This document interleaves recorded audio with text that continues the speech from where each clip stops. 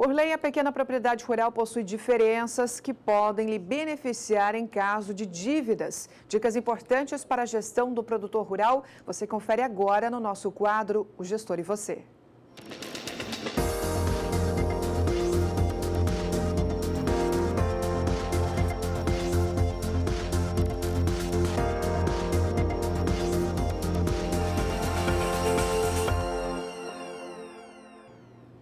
E hoje nós recebemos então o advogado e gestor jurídico da AGER, Pedro Puccini. Obrigada, Pedro, pela sua participação. Bom dia para você. Bom dia, eu que agradeço. E vamos falar sobre esse assunto porque tenho certeza que vários produtores têm dúvidas com relação a isso ou às vezes nem sabem que também existe e é uma dica realmente muito importante. Eu já começo perguntando então quais as garantias que um pequeno imóvel tem por lei quando o assunto é dívidas. Bom, um pequeno imóvel rural, por lei, ele tem uma diferença, a garantia de que esse imóvel não seja penhorado.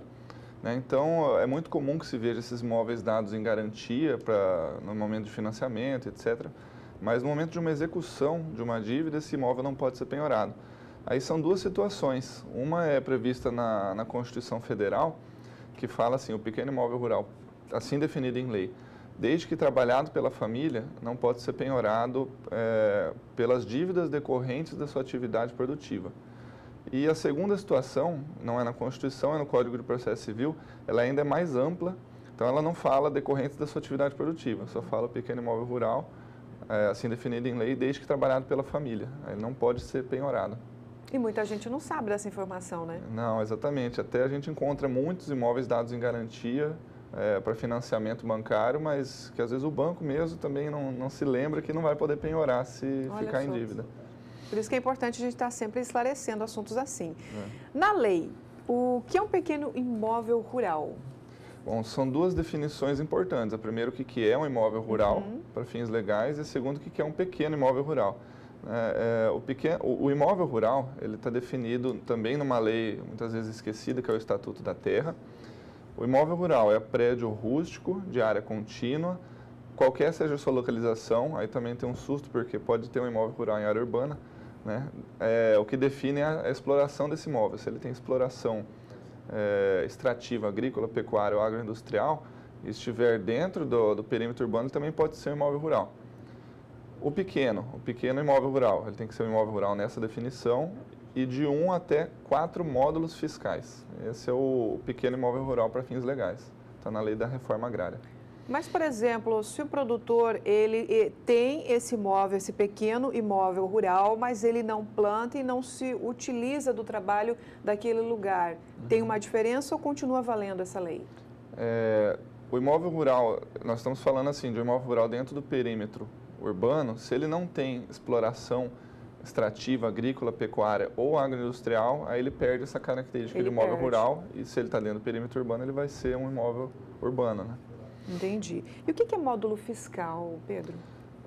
Bom, então, o módulo fiscal ele é uma medida em hectares que varia de acordo com cada município e que os municípios, definido pelo INCRA, desculpa, né, quem define é o INCRA, de acordo com a exploração extrativa do município, a renda obtida, ele leva em consideração alguns fatores. E esse módulo varia de 5 a 110 hectares, dependendo do município. Entendi. E como saber as medidas desses módulos fiscais? Essas medidas definidas pelo INCRA, nós temos aí uma tela para mostrar. Eu trouxe duas fontes de pesquisa para que o produtor possa procurar. A primeira delas é o site do INCRA. Essa instrução especial número 20, ela é de 1983 e continua vigente, e ela traz todos os estados, todos os municípios do Brasil, qual é o tamanho do módulo. E no site da Embrapa também tem um recurso interessante, aí tem uma outra tela que nós trouxemos, uma imagem para mostrar como que funciona.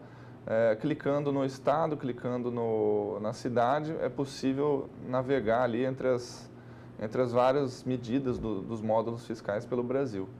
Então, essas duas fontes de pesquisa aí dá para saber. Então, fica fácil de você já ir se orientando e entendendo melhor sobre esse assunto. Sim. Tem esses sites que estão disponíveis e fica muito mais simples. Agora, então, para a gente finalizar, a sua orientação enquanto gestor jurídico para esse pequeno produtor. A orientação é a seguinte, que em caso desse imóvel ser levado à penhora, para que consiga livrar essa penhora, é o produtor que tem que conseguir provar qual é o módulo da sua cidade, da sua região, e aí nós trouxemos 2 fontes, e também provar que a propriedade rural está sendo trabalhada pela família, porque nas 2 situações que eu trouxe, a coincidência é essa, o imóvel tem que ser pequeno e tem que ser trabalhado pela família. Então é importante que consiga comprovar essas 2 situações. Tá certo, então, Pedro, quero agradecer muito sua participação mais uma vez aqui no Bom Dia. Obrigada, viu? Eu que agradeço. Um grande abraço e bom Obrigado. trabalho a todos por lá também.